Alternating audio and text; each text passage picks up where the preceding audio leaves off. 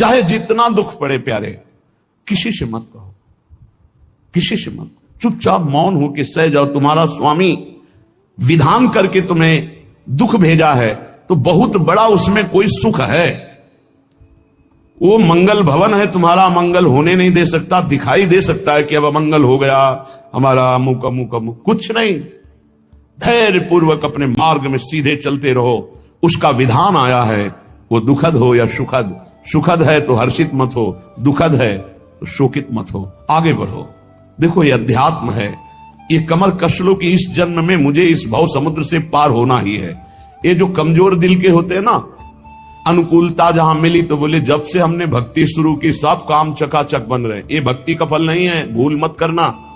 ये तुम्हारे सुकृत चल रहे हैं इसलिए है, और जिस दिन दुष्कृत का फल आएगा उस दिन भक्ति करते हुए भी कदम रखना मुश्किल हो जाएगा, पग पग पर तुम्हें दुख मिलेगा। इस सिद्धांत को समझ लीजिए तो कभी आप निराश नहीं होंगे, शूरवीर होकर आगे बढ़ते रहेंगे। जो हमारी भक्ति ये नई फसल है, और इस फसल की जो आनंद वृत्ति है वो भगवदानंद है, ज्ञानानंद है, अखंडानंद है, प्रेमानंद है।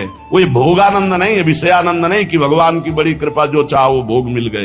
ये सुकृतों के फल है। ये सुकृत और दुष्कृत दोनों को यही नष्ट कर दो और निकल चलो भगवान की परम धाम में, जहां नित्य सेवा सुख का आनंद सहचरियां ले रही है। श्रीपाद कह रहे संतर्जयस ताड़यन, कोई मुझे बहुत डांटे भर्त्सना करे और ताड़यन पिटाई भी कर दे, मुझे कुछ कभी शिकायत नहीं करनी प्रभु से।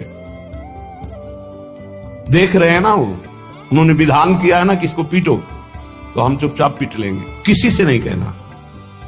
रहीमन मन की मन व्यथा रखिए मन में गोए, सुनी छलई हैं लोग सब बांटने। इसलिए असंगो हम, असंग किससे कहें अपने दुख सुख की बात। अपना दिल तो दिलवर को दे दिया, जो बीते सो दिल तो उनके पास है, वो तो जाने दुख सुख की बात, हम क्या जाने। हम तो बस आपके हैं। मौन, अपने विषय में न सुख की बात करे न दुख की।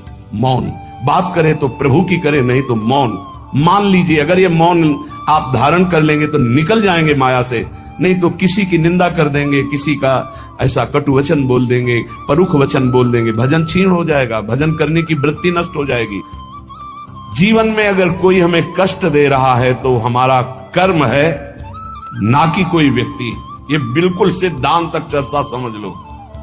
वही व्यक्ति जो मुझे द्वेष करता, वही व्यक्ति जो मुझे कष्ट और